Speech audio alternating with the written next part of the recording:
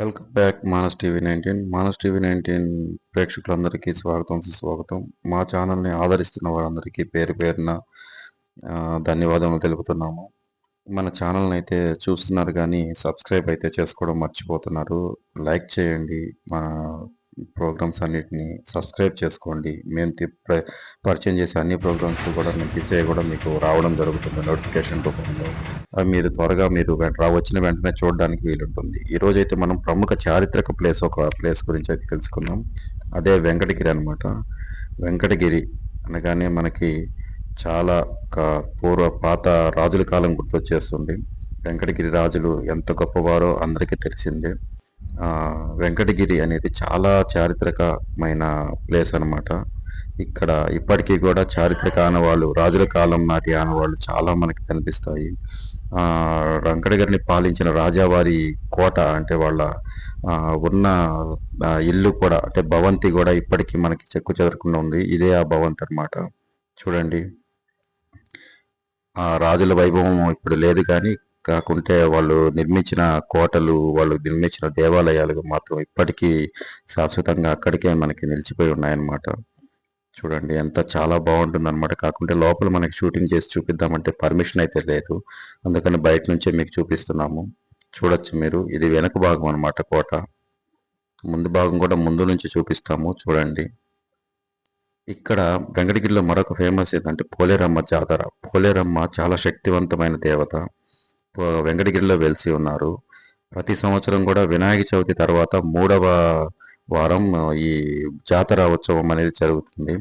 ఉత్సవానికి చాలా రాష్ట్రాల వాళ్ళు, తమిళనాడు, కర్ణాటక, ఆంధ్రప్రదేశ్, తెలంగాణ నుంచి కూడా చాలా మంది భక్తులు వస్తారు. చూడండి ఈ అమ్మవారికి అనమాట. రోడ్డు మీదే ఉంటుంది, పెద్ద టెంపుల్ కాదు, పెద్ద టెంపుల్గా ఊహించుకోవద్దు మీరు. రోడ్డు మీదే ఉంటుంది, చిన్న టెంపుల్, కానీ చాలా మహిమాన్వితమైన అమ్మవారి టెంపుల్ అనమాట ఇది. చాలా గొప్ప అమ్మవారు. కోరిన కోరికలన్నీ కూడా తీర్చే అమ్మవారు. ఇంతకుముందు అయితే అమ్మవారికి జంతు బలులు కూడా జరిగేవి. తర్వాత ప్రభుత్వము జంతు బలులను అయితే నిషేధించడం జరిగింది. 1800 సంవత్సరంలో ఈ ఊరు వెంకటగిరి అంతా కూడా కలరా ఇంకా రకరకాల వ్యాధులు వచ్చేసి చాలా మంది చనిపోవడం అనేది జరిగింది. చాలా వ్యాధులతో సఫర్ అయ్యి గందరగోళ పరిస్థితిలో ఉన్నప్పుడు వెంకటగిరి రాజావారు అమ్మవారికి ఉత్సవాలు జరిపించారు, జాతర జరిపించారు అన్నమాట. ఆ జాతర జరిపించడం వల్ల అమ్మవారి దయ వల్ల ఆ వ్యాధులన్నీ నయమయ్యి ప్రజలు సంతోషాలతో ఉన్నారని అందరూ అనుకుంటారు. అప్పటి నుంచి కూడా ఆనవాయితీగా ప్రతి సంవత్సరం కూడా వినాయక చవితి తర్వాత 3వ వారం అమ్మవారికి గొప్పగా జాతర జరుపుతారు. చాలా గొప్పగా ఉంటుందన్నమాట. అన్ని ప్రాంతాల నుంచి కూడా వేలాది లక్షలాది మంది ప్రజలందరూ తరలి వచ్చి అమ్మవారికి మొక్కులు చెల్లించుకుంటారు, పొంగళ్ళు పొంగించుకుంటారు అన్నమాట. అమ్మవారిని చూపిస్తున్నాను చూడండి. మీరు కూడా ఇటు ఎప్పుడన్నా వచ్చినా కానీ అమ్మవారికి మొక్కుకున్నా కానీ మీరు వచ్చి వెళ్ళొచ్చు. అంటే ఇది తిరుపతి వెంకటగిరి అంటే 50 కిలోమీటర్లు ఉంటుంది తిరుపతి నుంచి వచ్చే వాళ్ళకి. నెల్లూరు నుంచి వచ్చే వాళ్ళకైతే 80 కిలోమీటర్లు ఉంటుంది. హైవే మీద నుంచి వచ్చి గూడూరు నుంచి వెంకటగిరి రావచ్చు. లేదా ఇటు రాపూరు నుంచి కూడా నెల్లూరు నుంచి వచ్చేవాళ్ళు పొదలకూరు, రాపూరు, వెంకటగిరి కూడా రావచ్చు. తిరుపతి నుంచి అయితే వెంకటగిరి రోడ్డు డైరెక్ట్ ఉంటుందన్నమాట. ఏర్పేడు నుంచి వెంకటగిరికి డైరెక్ట్గా రావచ్చు. 50 కిలోమీటర్ల దూరం ఉంటుంది.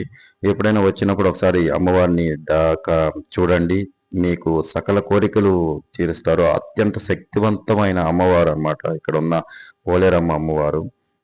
ఇప్పుడు మన దేశంలో కల్లా మంచి పెద్ద జాతరల్లో కూడా గుర్తింపు పొందింది వెంకటగిరి పోలేరమ్మ జాతర అని చెప్పుకోవాలి. వెంకటగిరి ఇక్కడ మనకి ఆ గేట్ల లోపల చిన్న విగ్రహం ఉంటుంది అమ్మవారిది. చూడండి, అంటే మనకు డైరెక్ట్గా తీసే పర్మిషన్ అయితే లేదు అమ్మవారిని, అందుకని మేము దూరం నుంచి చూపిస్తున్నాం అనమాట. చాలా ఫేమస్, మీరు వెళ్ళి దర్శించుకోవచ్చు ఎప్పుడైనా కానీ. ఇప్పుడు విడి రోజుల్లో అయితే శుక్రవారం, మంగళవారం అయితే బాగా ఎక్కువ రద్దీగా ఉంటుంది భక్తులతో.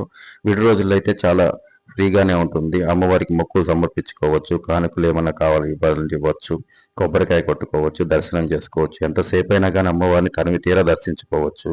ఎటువంటి అబ్జెక్షన్ లేదు, ఎటువంటి మనకి ఇబ్బంది అయితే రాదు. ఎందుకంటే జనాలు వీడి రోజులు అయితే తక్కువ ఉంటారు, శుక్రవారం, మంగళవారం అయితే ఎక్కువ ఉంటారు అన్నమాట. పోలేరమ్మని చూడాలి, దర్శించుకోవాలంటే వెంకటగిరి వచ్చేయచ్చు. ఇంకా ఇక్కడ దగ్గరలో ఉన్న ప్రాంతాలు అయితే చాలా బాగున్నాయి అన్నమాట. ఫేమస్ ప్లేసెస్ ఉన్నాయి. రాజావారి కోట చూడొచ్చు. ఇంకో వచ్చేసి మనకి తిరుపతి, తిరుమల క్షేత్రం దగ్గరలోనే ఉంటుంది. శ్రీకాళహస్తి దగ్గరలోనే ఉంటుంది.